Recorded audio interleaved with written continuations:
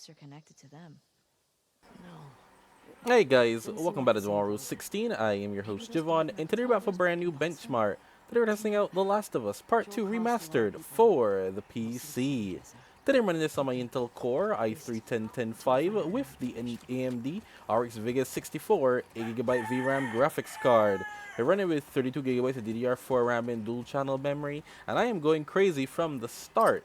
That's right, I'm doing 1080p on the very high preset. We're not using any upscaler at this point in time. We just wanted to see how the game would perform at 1080p very high, and well, in this foliage area, and you know, it could be worse. It could definitely be worse. This is very high. The Vega 64 has so much life in it, it is incredible, dude. The fact that I'm getting over 50 frames here is insane to me. But obviously, I wouldn't recommend playing this at very high. I don't even think we have the VRAM that could stomach this.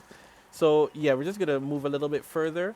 Even my i3 with 4 cores and 8 threads still manages to hold out in this game. You know, it gets the job done.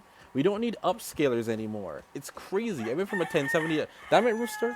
I always needed upscaling. Now, I'm getting over 40 frames here. It's not ideal. Let's go down to high. See how that goes. Wow. Okay, so 1080p high with no upscalers is already getting me 60 frames per second. Now, that's not going to stay there. That's probably going to drop.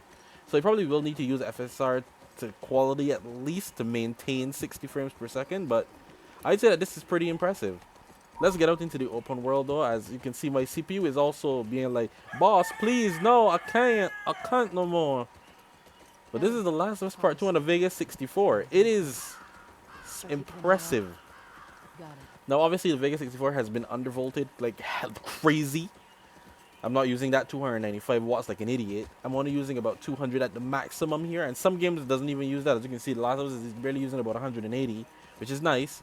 I had the clock speed and the core clock. The core clocks and the memory clocks are pretty sustainable. They don't drop from really where they are right now, so that's good. So performance will be on the regular side. The only damn thing is it sounds like a jet engine in here. But other than that, which I can't hear with headphones on, which is kind of crazy. But other than that, this looks like a really good experience at 1080p high. This is actually pretty impressive. I'm impressed right now. I get off the damn horse and I'm getting even higher frame rates right now, dude. But once again, I hope you guys enjoyed the video. Don't forget to please leave a like, comment, share, subscribe, and stick around for more epic content.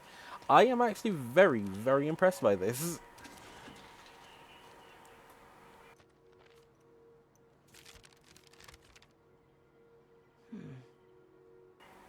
Like, imagine coming from a 1070 and really thinking to yourself, well, necessarily speaking, these games aren't that much more, you know, it shouldn't be that big of an improvement.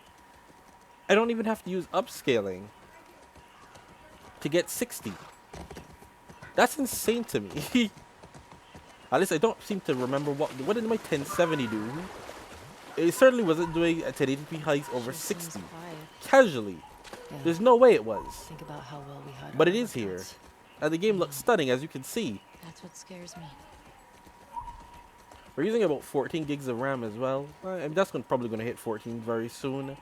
The VRAM is concerning because when we get to a new area, if it doesn't clean it out, it probably will hit 8, which, you know, but it's 1080p high. I was going to use FSR, but if I maintain 60, I see no reason to do so.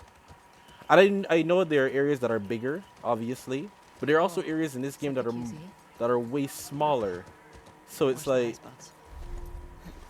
maybe I should have picked out further in Seattle when it got like really demanding, maybe, because this isn't a very good indicator.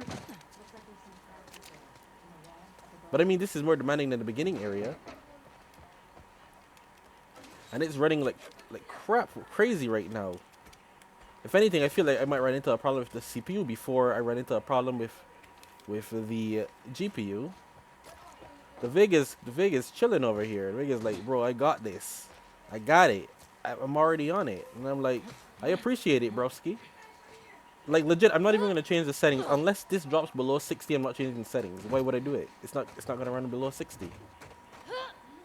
I'm sorry, guys. You're like, hey, we could use frame gen and stuff. But Dina, it's running at over hey, 60. Help me up here. And it looks great. It looks stunning like this. 1080p high.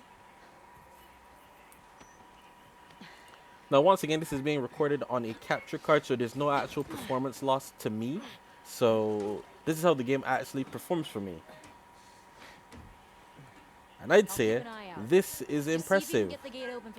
I've had this Vega 64 for all of one day, dude. I somehow managed to get the sweet spot of it so that I can keep my damn core clocks and stuff. And this is impressive. This is impressive to me. I'm blown away. This is my first time testing The Last of Us Part 2. I'm blown away by this.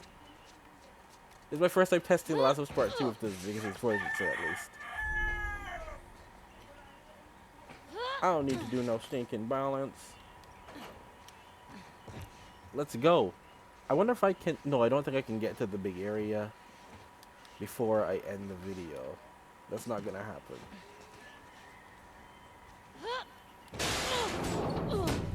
Yeah, look at performance, dude.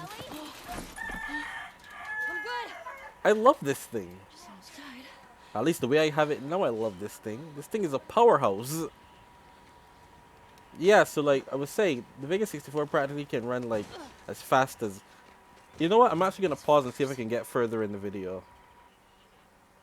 Alright, so I wanted a wider area. So we're back in here now. I wanted to test in a wider area now because obviously, right? So Made more sense to test here in a wider area like this as well. So we cut back to this part. It's going to get even more demanding here. pretty sure we're here. Ah, nice. We'll mark it up as we go. Nicely done. Now, can we maintain over 60? That is the question. No. Well, you know, this is 1080p high still. And we are hitting over 60 frames per second. With FSR quality set to quality, this never dips below 60. It's impressive. Look at this whole big area. Even the fact that the i3 is able to maintain over 60 is impressive to me.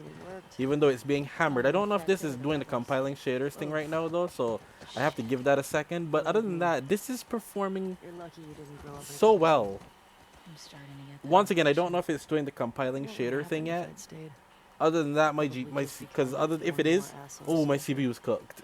But other than that, this is pretty good. Yeah, good point. And look at it, it just went back up to 60 on its own. So it was compiling shaders just now. But anyway, this has been The Last of Us Part 2. I would have gone lower, but I feel like I don't need to. 1080p high runs without FSR. It doesn't need FSR. It doesn't need it right now. And sure, you'll get a dip here and there, but I don't need frame gen or anything, like, unless I want to game over 80 to like 100 frames. But my CPU can't handle it anyway, so it makes no sense for me specifically to do that, if you understand. My CPU can't handle it. My CPU is already at 90%. It's getting hammered over here. But yeah, The Last of Us Part 2 runs 60 1080p high on a Vega 64. Impressive stuff. I'll see you guys next time.